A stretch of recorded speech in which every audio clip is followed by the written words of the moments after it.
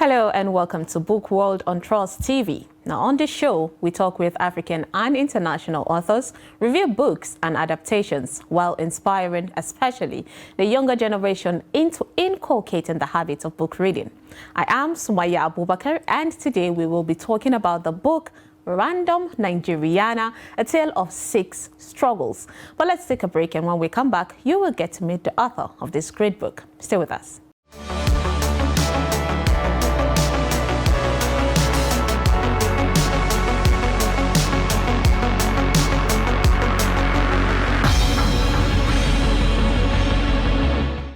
Welcome back to Book World on Trust TV. Now, books are good company in sad times and happy times. For books are people who have managed to stay alive by hiding between the covers of a book. Now, you can feel infinitely alive curled up on your sofa reading a book. I know I feel that way.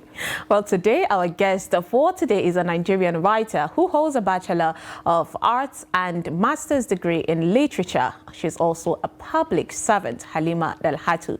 Thank you for joining us. Thank you for having me. Of course. So let's start with, how you are able to cope, because in my knowledge, this is your first book. Yeah. Now, how are you able to cope, by being a public servant and also trying to, write a book? Well, when you're passionate about something, you create time for it. And for me, writing is everything, because you can relive your life, you can relive anything you haven't achieved through a book, actually. So I sacrifice hours, late hours, sacrifice 2-3 hours almost every day to just put down something. Even if it's just a paragraph, you're making progress. So that's something I look forward to every night, really. Well, is there any inspiration that you need in order to know that this is the right time to write something? Funny enough, I think I write best when I'm not very excited about anything, or I don't have something I look forward to doing, or if I even have issues, problems here and there. Writing is a getaway for me. It's very therapeutic. So when I pick up my laptop to type away, it's almost like you can create euphoria for yourself, So it's something I really look forward to, and that's when the muse comes, actually, when you're in the right mood. You have to get that right moment. Indeed. All right, let's talk about the book Random Nigeriannaa. Now, first time I saw this book, that was the first thing that caught my attention. I didn't even know the content of the book, but I saw it. I'm like, no, I have to talk to this person. So how did you come up with the title? Because we all know how title can direct, can be catchy and inspire people to want to pick the book to read. Yeah. So actually, I had a few titles in mind, but Random Nigeriannaa actually depicts the stories in the book. There are 6 stories there from different parts of Nigeria. So you pick a story of somebody in, say, probably Lagos, pick one from Bauchi, pick one from Port Harcourt, rope them in, let them share something in common. We're all Nigerians, actually. We all have struggles. So for it to be random, makes it more universal. You can tell a story and everybody can relate. Well, it's not a Yoruba thing, or it's not a Igbo thing, it's Hausa. So you bring them together when you pick them randomly and let people from different parts of Nigeria see themselves as that character you're talking about. So that was the main thing for me. I needed to depict my stories in its name. Very important. That title is very important. Now we know it's all about Nigeria. It shows how patriotic you are in sharing the stories. But what inspired you to say, I want to tell a story of about 6 different people from 6 different parts of the country and find a way to get people to relate with it? What was the inspiration behind this book? Like I said, it's a tale of 6 struggles, right? Everybody has a struggle, be it a big deal, a small thing, a big thing. It depends on what your struggles are. It could be with yourself, with work, with the environment, with circumstances you don't even have a hold of, like your destiny, So what people can't express themselves or explain all the time that I am who I am because I have a backstory. Now, if people read the backstory, but you empathize more with people, that this person is going through a lot because he has a story that has led him to be who he is. He's temperamental. Why is he temperamental? Check his childhood. What happened? Something must have led him on that path. Check him. Why is he so angry? He has lost so much in life and he's trying to regain it and nobody understands him. You tell that story, I'd be like, is this author talking to me? I mean, then you have a love life somewhere in your marriage, things are going bad, and you know, you say, wow, this lady experienced what I experienced. So you want people to relate on that level. The same things that we have every day, but make it very personal in a way that you have a story that can say, I had a cousin, or she went through this. Could it be that is why she's erratic today? I'm so sorry, I think I should reach out to her more. It's not her fault, she went through a lot, that kind of thing. So that's where this whole struggle is. It could be something you created, it could be something that just happened. Life happens, right? So I want all Nigerians to be able to pick a story from there and say, I know somebody, even if it's not me, I know somebody. So let me reach out to somebody and say, look, it's all going to be okay. That's a good inspiration there. All right, let's talk about the books now. We know that you have about 6 stories, and from 2, I know you have dropped a hint on 2, but there's, walk us through just snippets of what the stories are all about. Okay, so the first story is A Battered Mind, a story where the subconscious comes back to haunt you. A person that lived as a child and an abusive, he had abusive parent. The father was very abusive to his mother, and he lived like his father, you know, very randy guy and all. And then when he found somebody that had his mother's name, he repeated what his father did to his mother, to that person. That's Battered Mind for you. And then we have Jungle Justice, where, of course, this guy, typical victim of the government, his uncle used him to get a scholarship for him and other people from Funtua, but the guy now paid for, only his son went abroad to study. He now cut out the money and then used it for other things. The remaining 5 people didn't go. And he is a smart guy, went to Port Harcourt, started a business. Business went bad, ran away, came to Abuja. What he did to a customer in, what's it called, Port Harcourt, came back to haunt him through his cousin in Abuja, because he got somebody killed by lying, and they, you know, meted out Jungle Justice and killed her. And then happened, the same thing happened to his what's it called, his nephew in Abuja when he came, and he felt sorry. Then we have this Private Matter. That's a love story intertwined with a bit of telepathic, you know, story that brings 2 people together, where they read their minds, and then one tries to conquer the other. From a lost love, from a first love, actually. At the end of the day, the lady was strong enough to hold on to her marriage and resist that first love that was trying to use her love, take advantage of it for material gain at the end of the day. Because now, she had these are things we've heard stories about. I mean, people a lot can relate to that. We all know how people tend to say there is that powerful hold that a first love tends to have. It usually does have that if you allow it. So it shows her in a vulnerable state and how she fought and resisted. So you see, it empowers you to say, I can do it. I can also fight my own troubles and struggles. Then we have this other story that has to do with Abuja marriage. Typical Abuja guy now linking up with the babe that you decided to shake the table. You know, it's common. You know, you see this babe that has a lot of money, you already have wife and children, and you want to settle down with her because you have a lot to gain. She's sponsoring you on trips, spending on you, and you think that is a life, you know. So that thing went bad because his sister fought him in a way that was not disclosed in the book, and the marriage didn't take place. And he left angry, and she left, you know, she was left insecure, not knowing whether her brother will find out how she stole his wedding and everything and come hunt her. Interesting. A lot of things is happening right now, you know, in Abuja. They normally call it Abuja marriage, where people would even say, don't come to Abuja if you want to find a husband. That's true.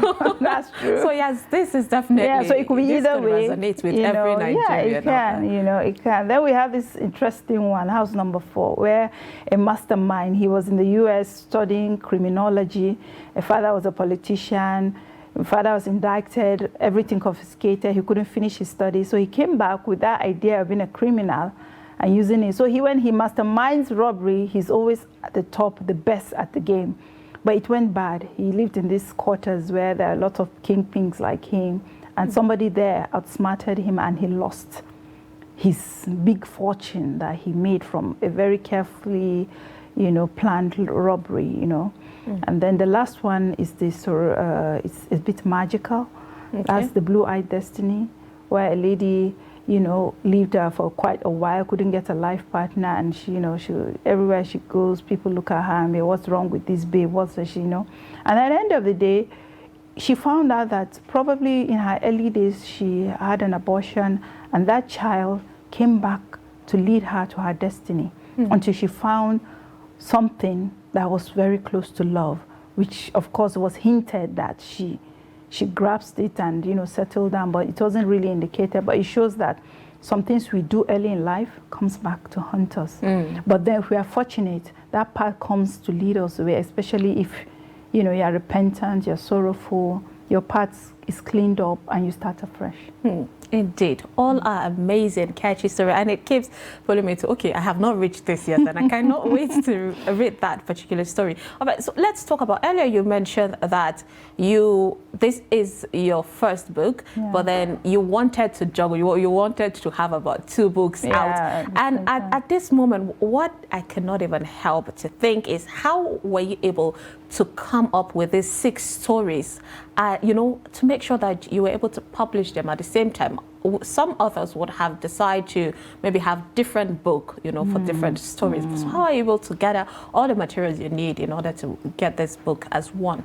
Well, the funny thing about it is that, I pick up stories from even a sentence or even expressions. Now I can see your smile and be like, I'm going to rope something around a character with that smile. That character is going to be this, going to be that, based on a certain personality. So most of the stories here, if not all, had a tinge of something that inspired me. I attended a wedding, met somebody with blue eyes, these boys, and then I used that as a story with, I had a gist that a friend of mine beat up a girl he picked up on the street, and that led me to Battered Mind. So you have 1 or 2 stories that you move around the street, you see garbage, what can we do? Like in the, what's it called, house number 4, that garbage bin was a very, very big thing in that story. That was where all the money was hidden, and the scavengers came and benefited, and a lot of robbery arrests were made. So everything you see inspires you. But for me, truly, I needed to have a collection where it will make meaning, not just to me, but to people around me, because I really struggle with people being judgmental.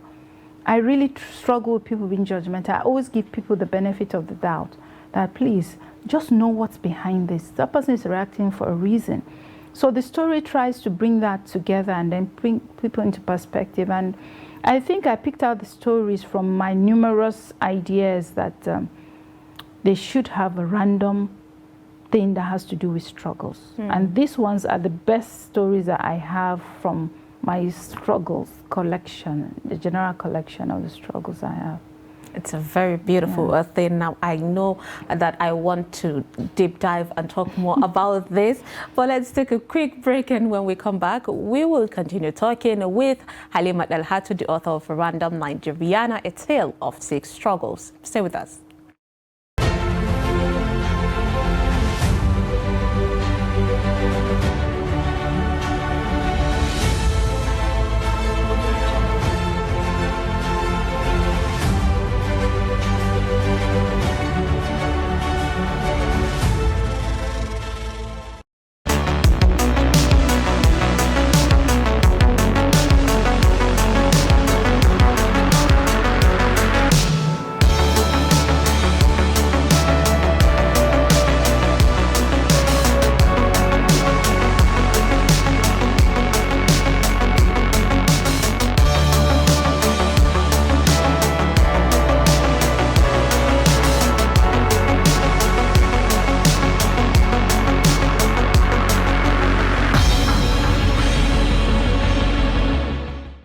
Welcome back to Book World on Trust TV. Now we are talking about the book Random Nigeriannaa, A Tale of 6 Struggles, with the author Halimat El-Hatu.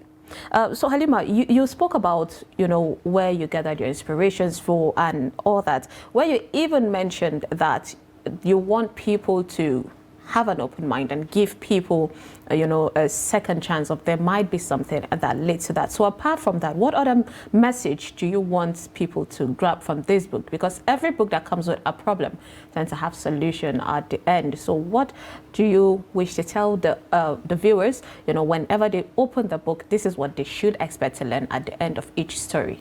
Yeah, so every book they send must have a moral, right? So for me, apart from being judgmental, really, why I made A Battered Mind the first story is because we should be conscious of what happens to children. Whatever you do around them lives with them in the subconscious. It comes out when they are much older and they have no control over it. They usually don't. So that story really stands out for me, for that sole purpose. And of course that women struggling and men struggling as well in marriages where they are being haunted by their past. That's very important, that we should be able to strike a balance and be able to defeat whatever it is that comes as a formidable force. So at the end of the day, there's lots of surrealism in the book, where you see back and forth, in the reality and then going into the surreal world. It's for a reason, because there are forces that hold us back, that we have no control over. We must accept that there are certain forces that hold us sometimes, and then we need to build strength to fight. We need to be strong. We need to overcome our struggles. We need to do that, and that's very important. That anybody should take that as a message. Learn to overcome your struggle, no matter how big it seems. You can fight it. You can come out triumphant. Indeed, a very beautiful message there. Now let's talk about the challenges. Authors tend to have challenges too. When gathering stories, ideas, writing, publishing, and all that. So did you experience any of that? I think for me, it was the major thing was try and make it as appealing as possible. Your first book going out, you need to get the right audience. Who are you writing for? And I didn't write a novel. I wrote a collection of short stories because you're introducing yourself to the world. People that don't have patience reading, don't like to read a long stretch. They want to know what happened. So I wrote short stories where you can pick one and just say, okay, let me read this. For another day, I pick another. And you get what I mean, and you get the whole story there. But then the intriguing thing was that I knew I had to keep people hanging, asking for more. So that by the time you are writing a second novel, people are like, look, this babe didn't conclude this one. No, I need her to finish this thing. What has she written this time? Even if it's different, they get the perspective of your style of writing and they're happy with it. So I needed to get the right audience and appeal to the right audience, to get this kind of stories put together in one place. That's my major challenge. I had to keep going back and forth. Publishing was good. Masop publishers have been excellent. They saw me through the way. They tell you what is expected, how long it would take. So that had been smooth for me. Time, that's another one. You can write a book for 10 years and never conclude it, because sometimes it drags. And sometimes after 2-3 years, you go back, it doesn't feel appealing anymore. Did I actually write this? I don't want it that way. You change. I think I've changed these stories, not changed, maybe altered over 40 times. Interesting. Yeah, you go back, you're changing a whole paragraph. Then you're now adding something to the character. Then you're adding this, so it happens. So now, was that with the help of editor? No. It's all you. The editor now just picks it and said, look, we need to align it to fall in place like this. This has to be this. This is that's what the editor did. He doesn't change this, or the editor doesn't have to change your story. Because I don't believe an editor should change a story. Can only make your stories better to conform to what is required to make a good book. So that's it. Time was really a big challenge for me, really. Very busy life. Yeah, so, speaking of writing, of course, it all boils down to, someone like me, if I want to write a book, I would just wish I could just, brush it off quickly. But then we keep hearing the whole time and all that. So right now, as a first-time, author, what would be your advice to young ones out there who wants to thrive, who wants to come and thrive in the world of books, writing a book? What would your advice be? What do they need to keep an eye out for? First of all, they have to read a lot. Reading guides you. It gives you different narratives, gives you perspectives, it gives you different styles. You can now sift and then pick your own style of writing. It's very, very important. If you don't read, it's going to be very tough for you to write a good book. So you must read quite a number of books to guide you, one. Secondly, I think writing requires a lot of patience, and I know that generation now, they're always like, you know, they want it done now. It doesn't work that way. You want to write a go. It's not like poetry. Even poetry, you sit down, you have to go back and review. So writing requires a lot of patience and a lot of skill. Even if you don't have the best of skill, you can still write. An editor can give, you know, guide you on how to put it all together to come out nicely. So I think what they should do is, after reading, you get your own style, and nothing should go, everything is an idea. And first of all, you must start, even if it's just one paragraph. If you don't start, you never get to start. So start. Even if it takes you 10 years, do something, put something down. One day you look back and be like, oh, I'm making progress. Indeed. You get, so I think they learn to be patient, and don't underestimate yourself. You can do it. That's a powerful message there. Let's talk about adaptations. You know, a lot of or some of us get approached on, okay, we want to turn your story into, say, a stage play, a theater, or a movie. So do you see any of your stories, you know, in this book, even though you already have plans for another book coming shortly? Yeah, I was approached by a guy. He is a Brazilian. 2 of my stories, which they said will make a good screenplay, Battered Mind and the House Number 4. The plot is very swift and fast, and it's something they can create in series, you know. Interesting. So I hope that materializes. That's a beautiful thing. I hope it materializes. I mean, we would like to follow up to hear I hope it does materialize. Of course, and that would be amazing. All right, quickly, you know, there is, in this segment, we tend to open a favorite page of yours, and then you read through. So please go ahead. Okay. Yes, you read it out, and then we'll talk about what that page entails. Okay, I'm going to read from just the last 2 paragraphs from House Number 4. Okay. It's the 5th story. Okay. A week after Larry's arrest, the men in black suits returned to House Number 4 and raided the room of all the tenants. Nothing was found, but they took Maria along with them. He was gone for 3 days, and by the time he was released and freed of all the allegations of masterminding the theft, which came from Larry's statement, several arrests were made across Lagos, ranging from scavengers, garbage disposers, street hawkers to madmen. The marked dollars were found in their possession. What the SARS could not explain was how these people came together to form a gang of highly skilled robbers. Their conclusion was that there was a new wave of criminals who disguised as scavengers, madmen, and waste disposers. A watch for these men of a group of people became the new assignment for the SARS men. After his exoneration from the robbery, Marie spent most of his nights staring at the ceiling with a mindless vacuity. He flagellated over the loss of his loot, but the fact that he got away freely gave him some sort of succor. He never got over the fact that he had underestimated Larry, who had proven to be the smarter one than he was. As he insulated himself in layers of self-pity, a million fleeting questions troubled him. How did Larry get the prior knowledge of the planned robbery at Mr. Salao's residence? How did he know he had hidden the money in the waste bin?